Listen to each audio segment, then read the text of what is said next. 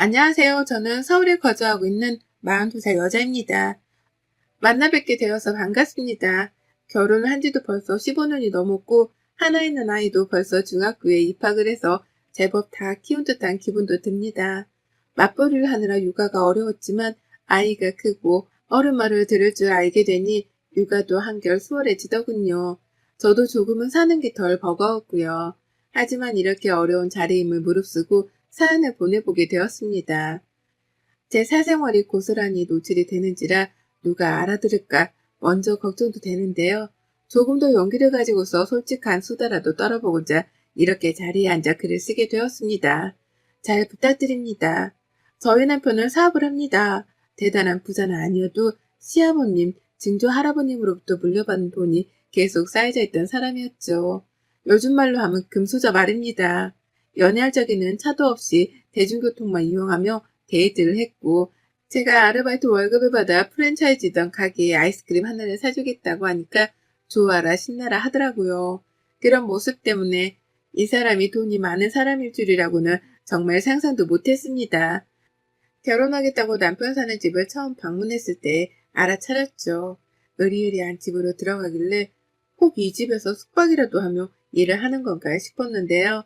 현관으로 들어가 정문을 통해 당당히 집에 입성하는 남편을 보고 그리고 옆에서 왔냐며 인사를 하는 가정부를 보며 알아차렸답니다.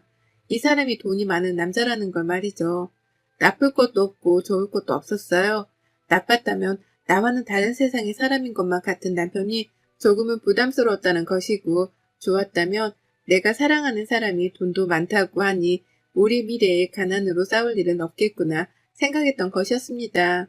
좋고 나쁨이 반반이었던 상태였지만 저를 끝까지 좋아라만 해준 남편의 일편단심 덕분에 결혼까지 할 수 있었어요. 그리고 저는 결혼을 하고 나서야 우리 결혼의 좋고 나쁨이 결국 반반이 아니라는 사실을 깨달았답니다. 알고 보니 좋음은 20% 그리고 나쁨이 80%는 되는 결혼이었죠. 남편과 결혼하면서 걸린 조건이 하나 있었어요. 그건 바로 시부모님과 함께 사는 것이었습니다. 전 좋았어요.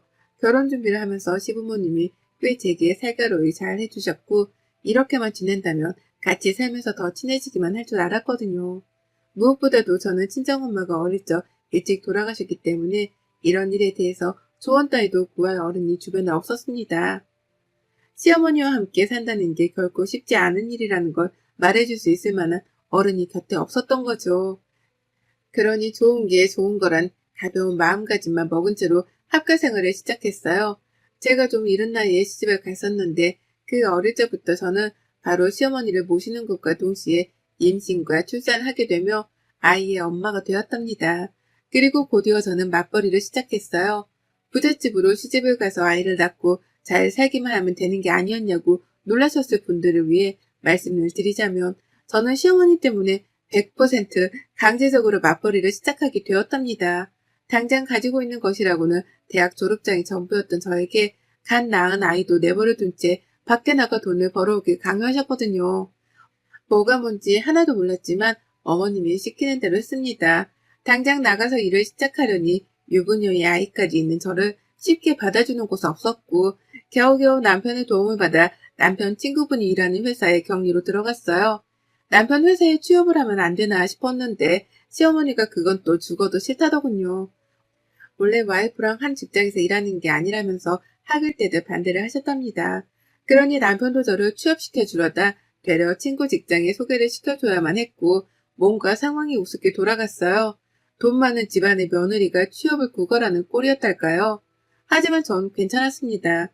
내 통장에 내가 일한 만큼의 돈이 들어올 테니 그걸로 내 간식거리, 내 옷, 하다못해 내 아이 선물도 내 스스로 살 수 있겠다 싶었거든요. 밖에서 일하는 동안에 시어머니께서 아이도 돌봐주니 제가 체력적으로 힘들 것도 없었고요. 그런데 이게 좋은 게 결코 아니더라고요. 시어머니가 참 독하리만큼 저에게는 매정하셨답니다. 한 번은 이런 말씀을 하시더라고요. 돈 없는 며느리가 집에 들어온다길래 딱 하나만 따져봤다고요. 그래서 뭐냐고 물어보니 자신의 말을 잘 들을지 말지에 대해서만 따져봤다더라고요. 돈도 없고 백도 없는 주제에 시어머니 말까지 안 들으면 그건 고물단지나 다름없는 거라고 말입니다. 그래서 시험을 해보셨대요. 막 출산한 저한테 밖으로 나가 일을 하라고 시켜서 자신의 말을 잘 듣는지 안 듣는지를 확인해 봤다더군요. 그러니까 그 말은 곧 어머님이 저의 순종을 확인하기 위해서 억지로 안 해도 될 일을 하라고 하며 밖으로 떠미셨던 겁니다. 내 아이도 집에 내버려 두게 한 채 말입니다.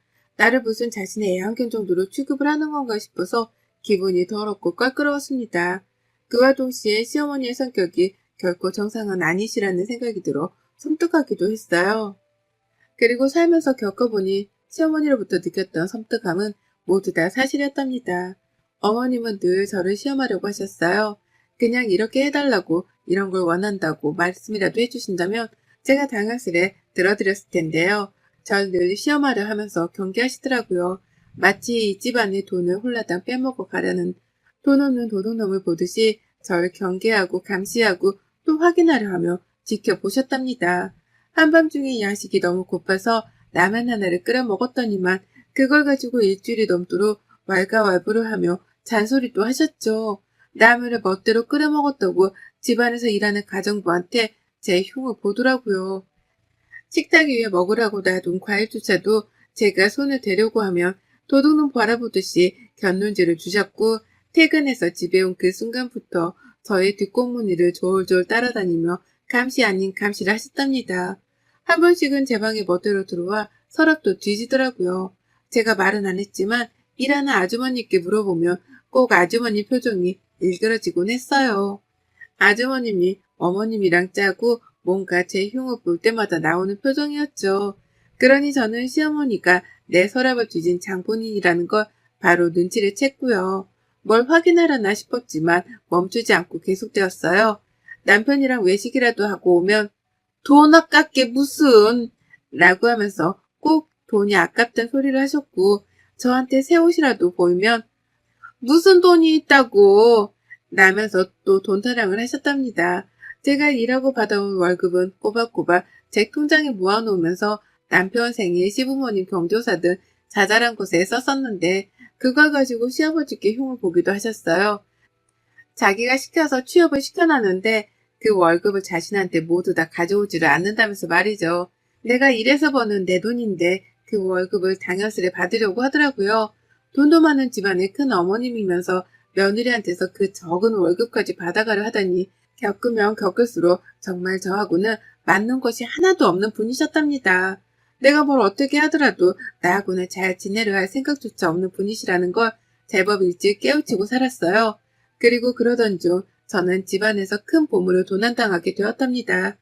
벌써 8년이 된 일이네요. 앞서 저희 친정엄마가 일찍 돌아가셨다고 했는데요. 엄마가 돌아가시면서 제게 남겨주신 유품이 있었어요. 그건 바로 엄마가 외할머니로부터 받으셨던 목걸이였죠. 순금으로 된 체인에다가 펜던트로 작은 다이아몬드가 박혀있는 목걸이였습니다. 집이 절대로 유복한 집안은 아니었는데 저희 외할머니는 유복하셨거든요. 외할아버지한테 시집을 오시면서 가난히 발을 디디셨을 뿐 그 전까지는 아가씨 소리를 들으며 부잣집에서 사셨다 하셨습니다. 그때 할머니가 시집을 가면서 증조부님께 선물로 받은 목걸이라고 엄마가 말씀을 해주셨어요. 그게 저희 할머니 그리고 엄마한테는 가장 비싸고 예쁘고 값진 귀중품이었고 엄마는 그걸 하나뿐인 딸이던 저에게 물려주신 것이었어요. 저는 당연히 아깝고 다를까봐 무서워 목에 매달아 본 적도 없이 보석함에만 넣어두고만 살았고요. 시집을 오면서는 시댁에 들고 오긴 했는데 시어머니 하는 짓이 너무 무섭고 걱정이 되어 깊숙한 곳에 숨겨놨답니다. 안방 안에서도 저 혼자만 알 수 있는 안방 침대 매트리스 속에 말이죠. 안방 청소 자체를 하지 말아달라고 아주머님께도 부탁을 드려놨기 때문에 저 아니고서는 남의 침대 매트리스를 들어 올리면서까지 수색을 할 사람은 집안에 아무도 없었답니다. 그런데요, 그게 사라졌어요. 8년 전 딱 이맘때에 말이죠. 야근을 하고 집에 왔는데 저를 빼놓고 시어머니가 남편이랑 아이를 데리고 외식을 하러 나가셨더라고요. 당시 시아버지는 이미 돌아가신 후였는데요. 집안에 혼자 있고 우쩍한 것이 뭔가 기분이 그리 썩 좋지 못하던 와중에 침대 매트리스를 들쳐 올렸습니다. 그냥 그러고 싶었고 오랜만에 엄마가 남긴 유품 구경하며 엄마 생각이나 하려고 목걸이를 찾는데 아무것도 없는 광경에 간이 떨어져 버렸네요. 난리도 아니었어요. 그게 값으로 따지면 8년 전 800만 원 정도가 되는 거였거든요. 비싸고 귀한 걸 아니까 저도 함부로 메고 다니지 못했던 목걸이였어요. 근데 그게 없어진 겁니다. 난리도 그런 난리가 없었습니다. 저는 집 나간 남편을 찾고 목걸이가 없어졌다고 온 집안을 헤집고 다녔어요. 그 큰 집을 남편이 올 때까지 혼자 뒤지고 삭히고 해가면서 난리도 아니었죠. 하지만 며칠에 걸쳐 찾으려 했던 엄마 목걸이는 결국 찾지를 못했고 그렇게 8년이 지났습니다.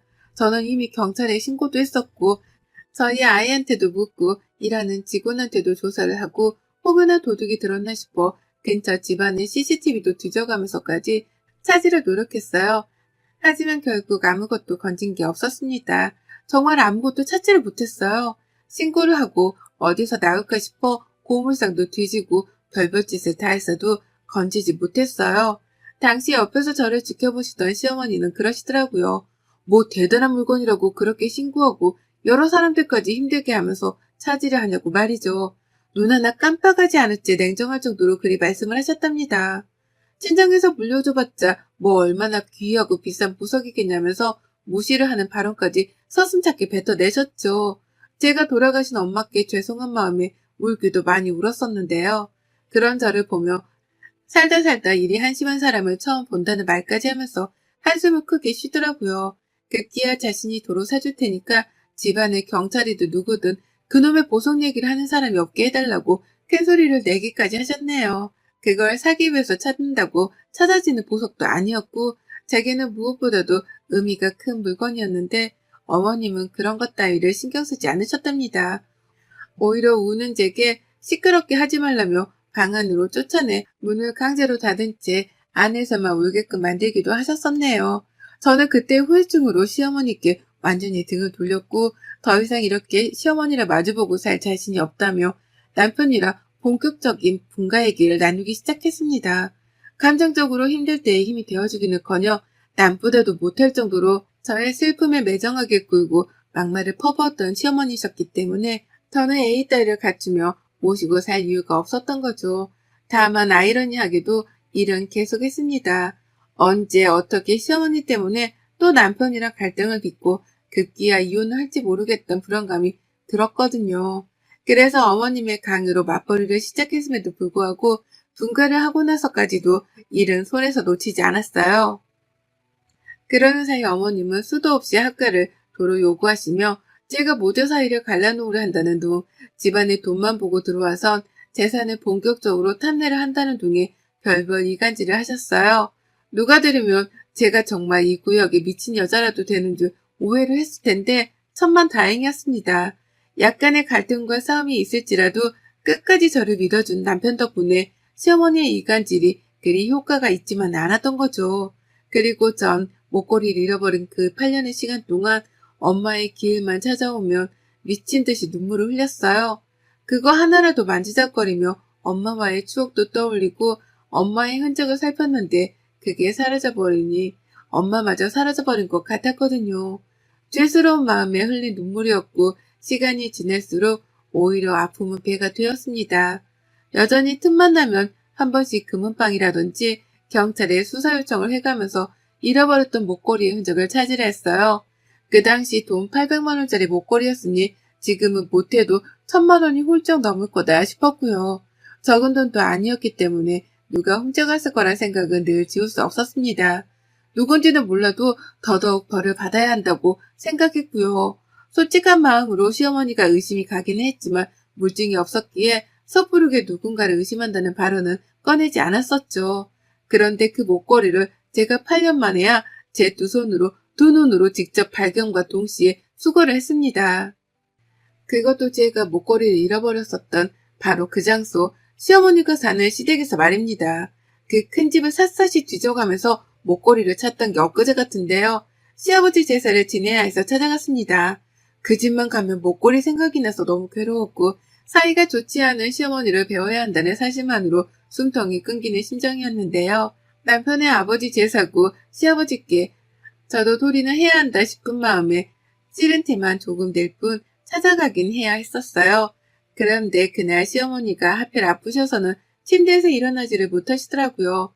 팔팔한 모습만 뵙다가 갑자기 나이 드신 분이 아프시다고 하니까 저도 별 수 없었습니다. 가서 물 한 잔이라도 따라드리고 죽이라도 갖다 드리며 챙겨는 드려야겠다 싶었네요. 그렇게 시어머니가 주무시는 안방으로 들어가게 되었습니다. 목걸이 잃어버렸을 적에도 자기 방에 들어가서 도둑 취급을 하기만 하면 가만 안 두겠다고 소리를 지르고 별 난리를 쳐서 입구에서 화장대만 살펴본 게 전부였어요.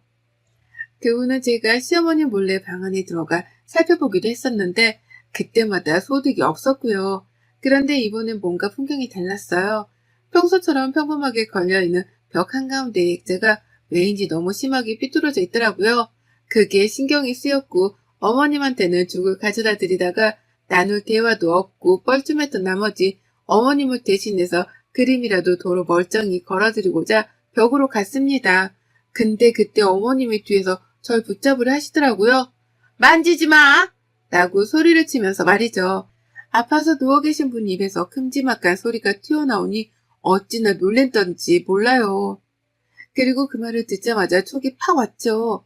왜 이 그림을 만지지 말라고 하는지, 이 그림 속에 보물단지라도 숨겨두신 건가 싶어서 그 잠깐 동안 오만 가지의 생각이 들었습니다. 그리고 본능적으로 누워 계신 시어머니를 뒤로 한 채 그림으로 냅다 뛰어가 그 그림을 손으로 들춰냈죠. 그리고 그때 저는 알아차렸어요. 보통 못에 걸려있는 그림이라면 손으로 들쳤을 때에 그림 액자가 들려야 정상인데 이 그림은 들려지지 않는다는 걸 말입니다. 그리고 나서 그림을 똑바로 걸어놓고서는 살며시 왼쪽으로 오른쪽으로 들춰내 보려고 하니 그제서야 그림이 들리더라고요.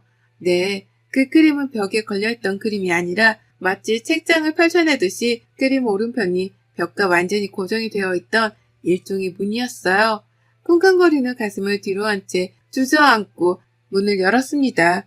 그 안에 누가 봐도 금고로 보이는 철문이 나왔고 저는 남편의 이름을 미친 듯이 불러가면서 문을 따르고만 했어요. 뒤에서 시어머니는 아픈 몸을 이끌고 저를 말리고자 침대에서 일어나기까지 하셨으나 노인네 힘이 저보다 셀 리는 없었습니다. 저는 그림 속 금고 앞에 서서 자리를 지켰고 제 외침에 달려온 남편조차도 금고의 존재를 미처 몰랐었는지 시어머니와 금고를 번갈아 보면서 어쩔 줄 몰라 했어요. 이게 도대체 뭐냐고 어떻게 발견을 한 거냐면서 질문을 막 던져내더니만 결국 시어머니께 직접 비밀번호까지 물어봤죠. 남편도 예상을 했던 겁니다. 금고 속에 내가 도난을 당했었던 그 목걸이가 있을지도 모른다는 예상을 말입니다. 시어머니는 필사적으로 비밀번호를 알려주지 않으려고만 하셨지만 저는 필사적으로 그 문을 열겠다며 급기야 집안에서 망치까지 찾아와서는 그 문을 두드려댔어요. 정말 공장바닥이 따로 없었습니다. 망치의 벽 망가지는 소리가 너무나 요란스러웠고 시어머니는 이제라도 겁이 나는지 그러지 말라고 벌써부터 옆에서 싹살 빌더라고요. 보통 같으면 제가 왜 그러냐면서 제 흉만 보셨을 뿐인데 웬일로 저를 타이를 하는 듯 말려가면서 금고를 사수하려 한 겁니다. 하지만 곧 그 금고문을 열렸어요. 어떻게 열었냐고요? 저희 애가 들어와서는 비밀번호를 눌러보라 하더라고요. 그래서 남편이 별 생각 없이 시어머니 생년월일 6자리 수를 눌렀는데 실패를 했고 그 후 바로 자기 생년월일 6자리 수를 눌렀는데 또 실패를 했습니다. 그래서 제가 혹여나하는 마음에 남편 생일로만 4자리 수를 눌렀는데요. 문이 열리더라고요. 그리고 그 안에는 누가 봐도 내 엄마 목걸이만 들어있던 보석함으로 추정이 되는 시뻘건 벨벳의 보석 상자가 있었답니다. 그걸 동시에 발견한 남편과 저는 누가 먼저라 할 것도 없이 보석함을 끄집어냈고 저는 그 속에 든 우리 엄마 목걸이를 8년 만에 다시 발견해내며 꺼이꺼이 울었어요. 이게 왜 여기 있어? 여기 있었는데 그것도 모르고 사방팔방을 찾아다니며 죄책감이 살았네. 엄마. 라면서 쉬지도 않고 울다가 숨이 넘어가는 줄 알았습니다. 남편은 미안함에 몸둘 바를 몰라하며 시어머니 노려봤고 아파서 누워있다가 저에게 매달리며 금고를 사수하려 한 시어머니는 벌써 도망을 나가고 안 계셨어요.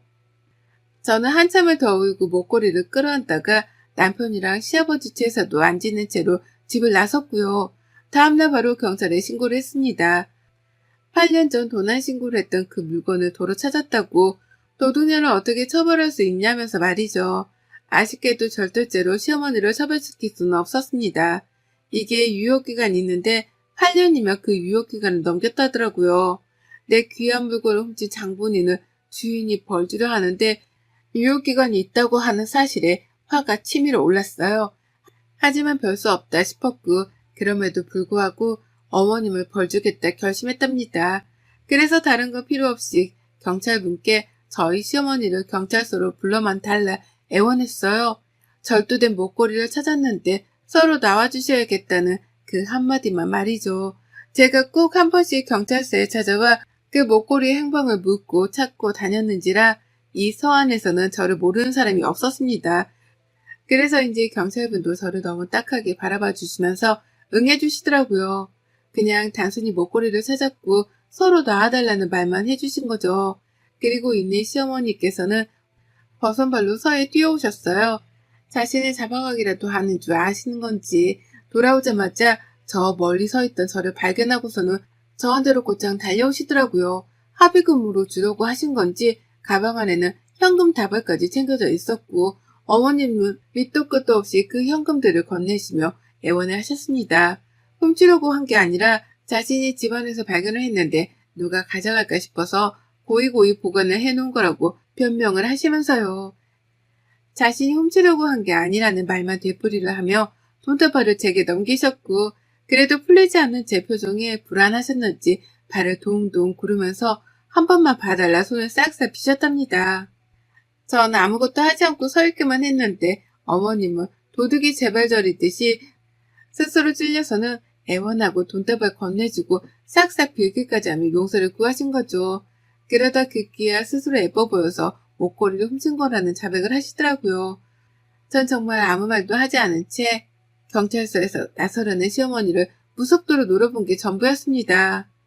근데 어머님은 돈 주고 봐달라 애원하다 자백까지 하시더니만 급기야 스스로 그 귀한 무릎까지 먼저 꿇으셨어요. 이 집에 시집와서 평생을 도둑 취급을 받으며 살았던 저였습니다. 밤에 야식 하나 먹는 걸 가지고도 자기 집안의 음식에 함부로 손을 댄 도둑마냥 취급을 당했던 저였죠. 유일하게 엄마가 남겨주신 귀하고 비싼 유품이었고 그걸 보며 유료를 받고 엄마를 그리워하기도 했습니다. 근데 그걸 시어머니가 매트리스까지 들춰내 훔쳐간 걸로도 모자라서는 그 긴 시간 동안 입을 꾹 다물고 계시다니 이제서야 돈다발을 건네며 싹싹 비시더라고요. 마음감이 교차했고 사는 게 뭔가 싶어 혼동스러웠어요. 남편은 같이 죄스럽다며 저를 토닥인 채 고개만을 푹 숙였고 시어머니는 한 번 꿇은 무릎을 다시 펴기 힘드셨는지 그 자리에서 돌처럼 굳어버리셨습니다. 그리고 전 어머님을 무시하기로 했죠. 평생 지금 무릎 꿇은 스스로의 모습을 떠올리며 죄책감에 사실하고 그 사과도 안 받아줬습니다. 그냥 됐다는 말. 어머님 돌아가시면 제사는 안 차려드릴 테니 제사밥 얻어먹을 생각은 안 하시는 게 좋을 거라는 악담만을 남기고 일어서시라는 말도 없이 먼저 자리를 나와버렸답니다. 어차피 법적 조치를 하지 못해 아쉬운 와중이었는데 먼저 돈도 건네주고 무릎도 꿇으시니 더 복수할 필요는 없었던 거죠. 그냥 그 수치심을 그대로 안고 사시길 바라며 용서한다는 말 따위도 없이 어머님을 버려두고 경찰서를 빠져나왔네요. 그날 하루 종일 목걸이를 찾았다는 생각에 가슴이 후련스러우면서도 시어머니의 굴욕을 떠올리며 몇 번이고 환호를 질렀던 것 같습니다. 그리 못되게 살더니만 노년에 꼴 좋다면서 말이죠. 그리고 전 다시 목걸이를 잃어버리지 않겠다는 각오로 금고까지 사서는 그 안에 목걸이를 고이고이 간직하기 시작했답니다. 이제 다시는 어머님께 보일 일도 뺏길 일도 없는 이 목걸이를 죽을 때까지 간직한 채로 살 거예요. 두고두고 떠올려보며 시어머니가 제 앞에서 무릎을 꿇은 그 굴욕도 되새길 거고요. 긴 시간 걸쳐서야 제게 다시 돌아온 이 목걸이를 다시는 도둑질 당하지 않을 겁니다. 여러분의 생각은 댓글로 남겨주세요. 오늘도 시청해주셔서 정말 감사합니다.